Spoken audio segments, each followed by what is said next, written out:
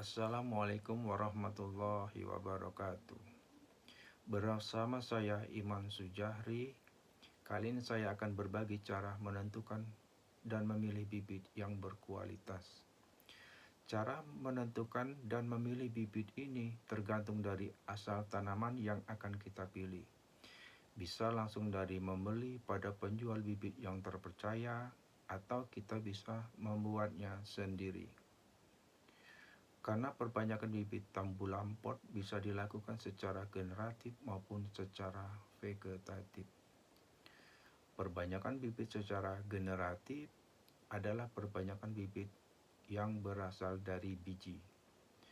Keunggulan bibit generatif ini, yang pertama, pembibitan ini mudah dan murah dilakukan. Hanya dengan melakukan pengeringan dan perendaman untuk mempercepat biji tumbuh. Yang kedua yaitu dapat menghasilkan varietas yang berbeda. Dan yang ketiga, tanaman dapat tumbuh sehat dan berumur panjang. Kelemahan dari bibit generatif ini ialah yang pertama, lebih lama menghasilkan buah, serta kualitas buah baru diketahui setelah tanaman berbuah. Yang kedua, kemungkinan tidak bisa berbuah karena bunga jantan semua. Dan yang ketiga, tanaman akan tumbuh dari janin dulu, baru setelahnya dia membentuk akar tunggal, akar serabut, batang, dan daun. Itu tadi perbanyakan bibit secara generatif. Kemudian perbanyakan bibit secara vegetatif. Perbanyakan bibit secara vegetatif adalah perbanyakan tanaman dengan menggunakan bagian-bagian vegetatif pada tanaman seperti akar, batang, dan daun untuk menghasilkan tanaman baru yang sama dengan induknya.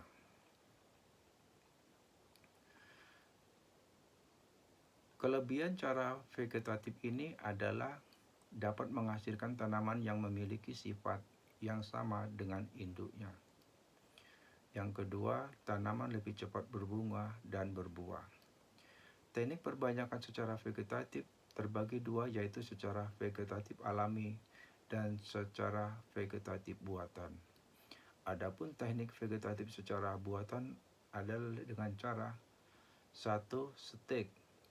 Stek adalah memperbanyak tanaman dengan cara menanam atau menumbuhkan salah satu bagian dari tanaman seperti batang, akar, dan daun.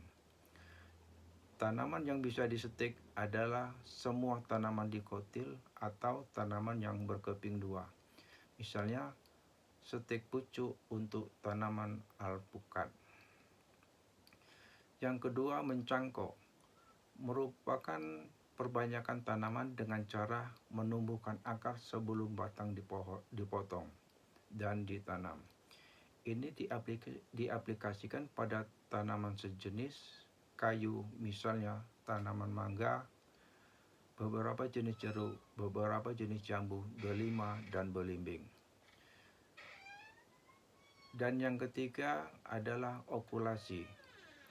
Okulasi merupakan jenis teknik perbanyakan tanaman dengan cara menggabungkan dua tanaman sejenis. Dengan cara menempel, yaitu menempelkan tunas pada batang bawah atau batang induk. Kemudian dengan cara menyambung adalah menyambungkan dua buah batang pohon. Okulasi ini biasanya dilakukan pada skala perkebunan, misalnya perkebunan durian, belimbing, mangga, dan sebagainya. Yang keempat, dengan cara merunduk adalah teknik perbanyakan tanaman yang hanya dilakukan untuk tanaman yang memiliki cabang yang panjang dan lentur. Dilakukan pelengkungan cabang, sebagian cabang dibenamkan ke dalam tanah sampai terbentuk akar dan tunas baru yang masih menyatu pada tanaman induknya. Jenis tanaman yang bisa diperbanyak dengan merunduk adalah tanaman apel dan tanaman murai. Yang kelima, menyambung. Dengan cara menyambung atau grafting ini merupakan perbanyakan tanaman yang dilakukan dengan cara menggabungkan batang bawah dengan batang atas dari dua tanaman yang sejenis, sehingga akan terbentuk tanaman yang baru. Teknik menyambung atau grafting ini dia menggunakan seluruh bagian pucuk tanaman sepanjang 7,5 sampai 10 cm. Nah, perbanyakan secara vegetatif ini membantu para pembudidaya tambu lampot untuk menanam atau memilih bibit mulai dari awal. Demikian sedikit penjelasan mengenai cara menentukan dan memilih bibit yang berkualitas.